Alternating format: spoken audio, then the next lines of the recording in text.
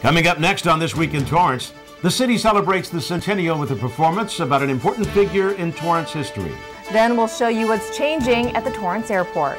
Plus, students can find out what it takes to make it in local government, thanks to a writing project. And more unlikely but likable dancers continue to rehearse for Dancing with the South Bay Stars.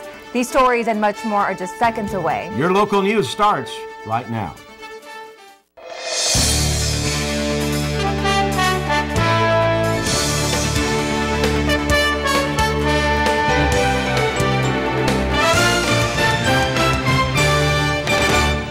Hello, everyone, and welcome to This Week in Torrance. I'm Jin Chun. And I'm Ben McCain. Thanks for joining us. Here are your top stories. Things are looking up for California's beleaguered economy. The state is starting to show signs of modest growth this year and next. Financial rating company Standard & Poor's has upgraded its outlook on California's ability to repay its debts, changing it to positive from stable. But don't get too excited. S&P's upgrade is based partly on continued budget cuts. California has lost more than 85,000 local, state, and federal government jobs since the start of the recession. The news isn't so bright for L.A. County. The Los Angeles County Economic Development Corporation says that the state may be poised to add nearly 500,000 jobs, but for L.A. County, the recovery is expected to come at a painfully slow pace. The biggest job gains will likely be in health services, education, television and film production, and leisure and hospitality. Rehearsals are underway for the new Works in Progress series, and the kickoff performance fits in perfectly with the city's centennial. Reporter Ella Sagamonian takes us there. In 1912, South Bay was just a developing area, but when visionary business mogul Jared Sidney Torrance contributed his skills in real estate, utilities, energy, and manufacturing, an industrial empire was born. 4 or 5 months ago, before I read the autobiography, if you were to ask me about Jared Sidney Torrance, I would have said what I think many people, if they know anything at all about him, because indeed you'll have some, you mean there was a Mr. Torrance? Actor Mike Campbell brings the historical figure to life through the character's own words. I was not long in concluding to immediately dispose of my interests in the East and make Pasadena my future home. And within 3 months, I became a Californian.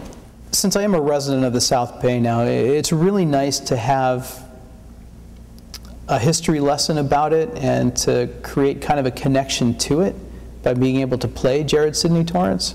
But Torrance won't be the only figure to be honored in this series titled Visionaries.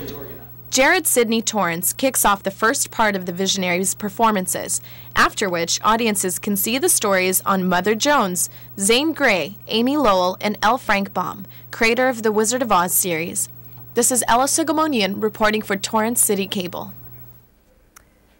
The Visionary series begins on February 29th at the George Nucano Theater at 7 p.m. For more information, visit torrancelive.us. And call it a case of mutual attraction. The lights went out for more than 30,000 people in parts of Southern California on Valentine's Day. 2 Mylar helium balloons floated into 2 separate electrical substations and sparked some major outages. But these aren't new romances. Southern California Edison says the balloons, popular gifts for every Valentine's Day, get entangled with electrical wires every year. They're connected for some time before the connection finally causes a breakup or breakdown in power lines. Electricity was restored by the end of the night, when some people probably preferred to have their lights out anyway. Up next, we'll show you what's new at the Torrance Airport. And we'll tell you what makes one school orchestra so different from others. What if you could unleash your child's creativity while preparing them for a successful future?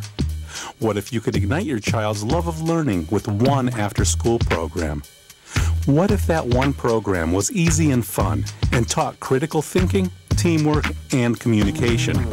Destination Imagination is the one.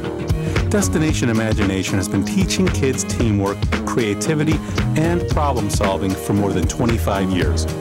Our students report increased ability to excel at school. Teachers report better attention and participation in our students. A major university study has documented how our students are ahead of others in creativity and innovation, skills that employers want and our future needs. To learn more about Destination Imagination, go to www.startateam.org and make Destination Imagination the one for you. I worry about my boyfriend. One minute he's supportive, the next minute everything is my fault. After he's had too many beers, he gets really angry and I become the target. My best friend, a social worker, told me to try Al-Anon family groups. It was a great relief to hear a new perspective for my problems. Are you troubled by someone's drinking? You might be surprised at what you can learn in an Al-Anon family group meeting from people just like you. Call 1-888-4-AL-ANON or visit alanonfamilygroups.org. It is important for young people to have a mentor in their life. I would definitely say that I have had an impact on his life and he's had an impact on my life. One of the most important lessons that I've learned from Charlie is to make better decisions and take responsibility for what you're going to do. Think about what you would be today if people didn't go a step out of their way to help you out. And that's really what it's all about. So get involved and do your part. Invest in the future. Mentor a child. There are some much-needed changes happening at Torrance Airport. Reporter Lily Mojica tells us more. Pilots landing into Torrance Airport are in for a nice surprise. To make it more fire resistant for us and make it a little safer for us in case of a fire or an earthquake. They're making the building safer for us to be able to get out in a timely manner, and as well as make sure aircraft in the area remain safe as we're evacuating. The permanent control tower is getting a much-needed facelift. The airport is over 50 years old, and during a safety inspection, it was deemed that the structure needed to be upgraded to meet current safety codes. The $3.1 million refurbishment project is funded by the FAA.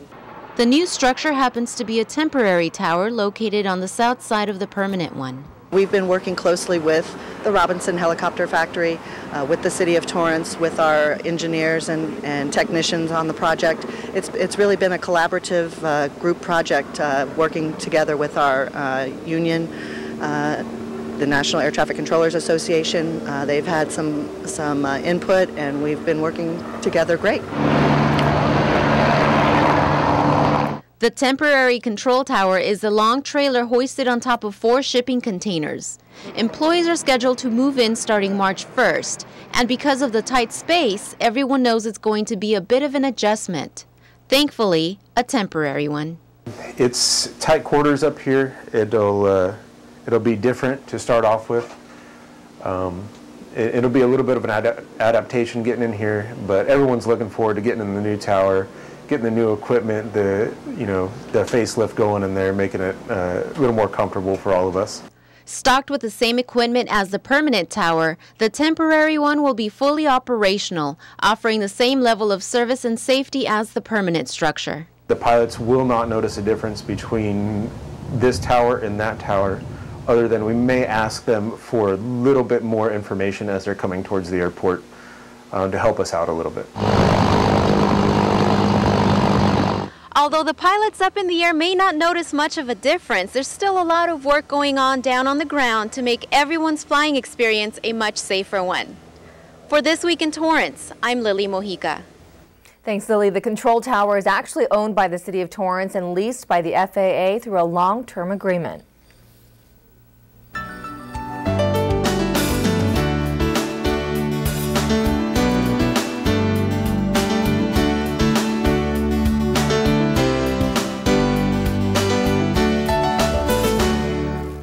From classical music to classic rock, the North Torrance Youth Chamber Orchestra is rehearsing for its upcoming concert.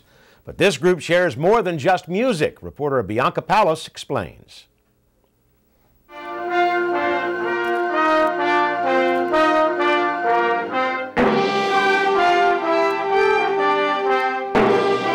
What makes a true orchestra is not only the percussion, the winds, or the strings. It's the heart of the musicians and those who give them the chance to express themselves through melody. Such an amazing experience because we've been able to go to places like Carnegie Hall in New York and play. We're going to San Francisco again. This is the second time this year, and before that we went to San Diego to play. So it's been really such a great experience. We get to go all over the place, learn different music, meet different people, and it's just really broadened my horizons. The North Torrance Youth Musicians Ensemble is also known as End Time, a nonprofit organization dedicated to helping students of all ages reach their highest potential in music. This music program is a way for parents and educators to become involved in these young musicians' lives. Whatever instrument he wants to play, we make sure he has the opportunity to play it. The kids love it, and make sure that that's their passion, that they get the opportunities. If he's playing in an event, we're at the event. Whether as a parent or as an executive, I'm there to support him and make sure he has that opportunity.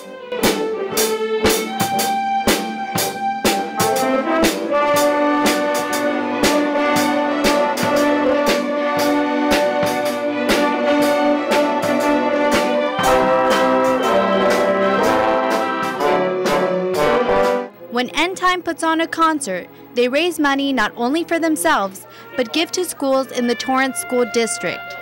It's a unique way to reach out to schools that have lost some or all of their music funding. End Time is also a way to get a full orchestra experience with donations from parents, volunteers, and local businesses. Glenn Kamita has been guiding the chamber ensemble for 2 years and helping students branch out. We are also performing the Beatles, yes. Yeah. We try not to keep, we try to break the classical niche of just playing, orchestra standards. We like to give the students experiences of playing different styles of music. There is only a $20 registration fee for an End Time membership. Musicians can rent an instrument for a suggested fee of $50. This program is open to all students, ranging from preschool to high school. It's a 9-month program that provides opportunities for about 300 students throughout the South Bay area. Having instructors like Kamita has geared students in the right direction. It actually helped me find out what career I want to take. Actually, I want to be a music teacher as well. So yeah, he gave me the chance of conducting the advanced band we do on Wednesday nights. So it was really fun then. So I really like it.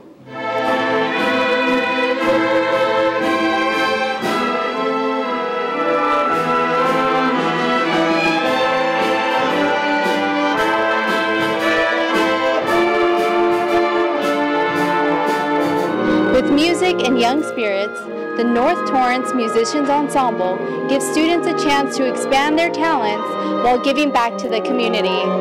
For This Week in Torrance, I'm Bianca Palos. Thank you, Bianca. The upcoming Glenn Kamita and Friends concert featuring the North Torrance Chamber Youth Orchestra will be on February 24th at the James Armstrong Theater. For more information, visit the city's website at torranceca.gov.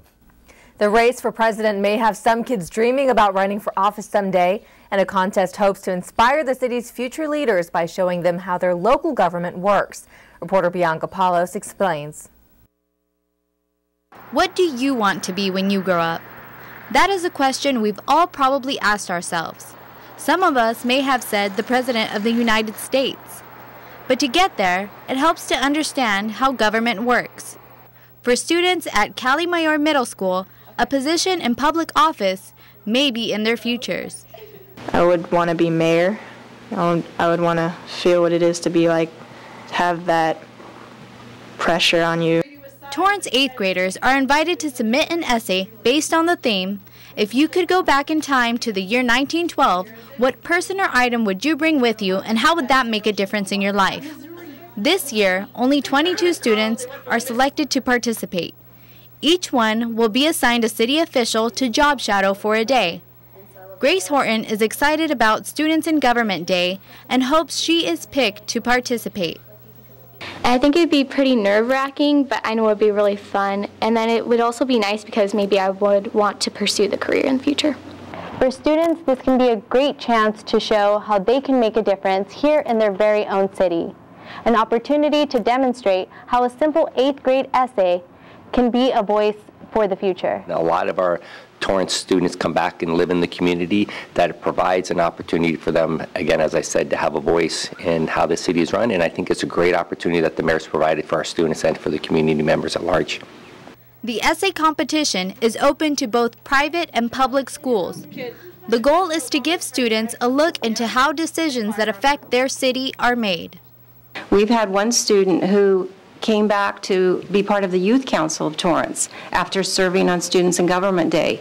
he had such a great experience that he decided to get involved. Each year, I think gets better and better. We tweak it a little bit and find it, and but I think this year, because it's our centennial year, we'll maybe have a little bit more sparkle to it, if you will. Reading through nearly 1,000 essays may seem like a daunting task, but for the selection committee, it is all worth igniting that spark of community participation in a new generation. For This Week in Torrance, I'm Bianca Paulos.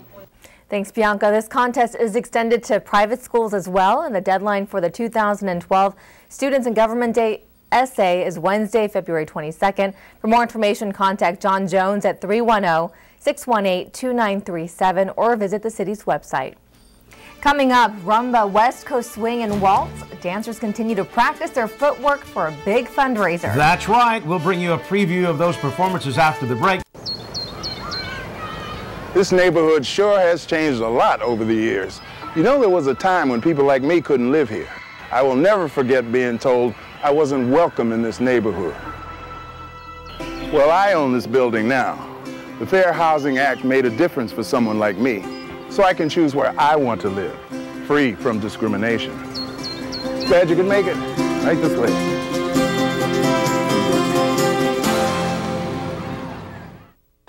It's from a place of love that I became an activist. It is just a fabulous area, full of life. It's one of the few areas of temperate old-growth forest left on the planet. In the early 90s, it looked like all of the intact forest would be clear-cut logged, and it was very devastating to think of that possibility. So it was quite a pivotal time right then to take action when we did. 1/3 of the massive Great Bear rainforest will now be protected from all logging. We're talking about an area the size of Switzerland. Having the Great Bear rainforest protected now really means a lot to our community. I would say we're part of the environment just like the animals are. The greatest thing that I enjoy is seeing a total stranger respect this area. We're hoping that years down the line, this place will still be looking the same as it does right now. And finally, there are a few more contestants who think they can dance and will be doing just that at the Dancing with the South Bay Stars fundraiser. Reporter Alexa Sita introduces us to dancers ready to seduce, romance, and lose themselves at the event. We have not yet had a headbanger. And for dance instructor Debbie DeCino, that means her student Mark Warrenek is doing a good job. He's learned a few tricks, and I think he can seduce an audience. But Warrenek may not be as convinced. How do you feel about doing something like this? It's called a grapevine. Have you ever done that? No, I haven't. Oh, jeez. Well, I'm doing this in a... that's a good question. Why am I doing this? The why is easy, to bring attention to the Boys and Girls Club of the South Bay. The this, learning how to dance, is not so easy. And 1, 2, 3, 4, 5, and 6. He's doing really well picking up at the moment. He can pick up steps quickly, but then retaining it is, you know, there's a lot going on in the guy's head, I can imagine. Beautiful. 6, 7, 8, 9, 10, 11, 12, triple step. Audience members don't need to know what's going on in Warrenek's head most of the time, but on the night of the show, let's hope his head is filled with the right steps. Rotate a little bit. Yeah, good stuff. She has very sexy arms and she's a very good dancer. Those sexy arms belong to South Bay Yellow Cab's Shirley Pei, and she'll show them off doing the rumba while hiding her nerves. And quick, slow. Good. Quick, Lord slow. have mercy. Quick, slow. Very nervous. I thought it was nice and slow. I didn't know it needed a lot more action than I thought it did. How you doing? Oh, I guess. Slow. Shirley isn't nervous about Dancing for Vets Unite, an organization that assists service members after their tours of duty. My father is a United States Navy veteran, and I'm a Navy brat. quick, quick, slow, quick, quick, slow, quick, quick, slow. You rock back. And Shirley looks like she's already mastered all those quick, quick, slow steps and is ready to compete. Ready, and 1, 2, 3, 4, 5, 6, 2, 2, 3, 4, 5, 6. I think it's a romantic piece. 1, 2. Instructor Kent Lowell is talking about the Viennese waltz, a dance most people probably aren't familiar with. The footwork can be fairly tricky to learn in the Viennese waltz. It can be very fast. Keep that frame. Okay, and we're going to go back with this leg. Right, then we'll make it easier on you. Okay. We'll switch. You're going to go back with your left foot, and we'll go right into the turn. And learning all that fancy footwork falls on Sherry Kramer of Continental Development, who's dancing for the South Bay Police and Fire Memorial Foundation. I'm on the board of that organization, and it encompasses 9 South Bay cities, and I just think it's important for us to remember our fallen safety personnel. Keep presenting out to the audience. Don't look at me. Okay. Don't look at me. I'm not looking. And then we go back. 1, 2, 3, 5, 6. 1, 2, 3, 5, 6. And while Sherry is probably used to being in control at her job, she's going to have to lose control on the dance floor. Okay, here, come here for a second. Okay, the mark we're trying to hit is over this way. So I got to turn more. I think she needs to let go more. I think part of the art is personal expression and finding your own way to present yourself. Sherry will present herself on the big night when she tries to waltz off with the top prize. For Torrance City Cable, I'm Alexa Sita. Thanks, Alexa. And if you'd like to see these South Bay Dancing Stars live, you can still purchase tickets for Dancing with the South Bay Stars happening on Saturday, February 25th at 8 p.m. For more information, call 310-781-7171 or visit torrancearts.org. And next week, we'll introduce you to the final 2 competitors. That's going to do it for us on This Week in Torrance. I'm Ben McCain. And I'm Jin Chun. If you've missed any portion of our show, you can catch us again at 11 a.m. and 6 p.m. Thanks for joining us, and we'll see you next time.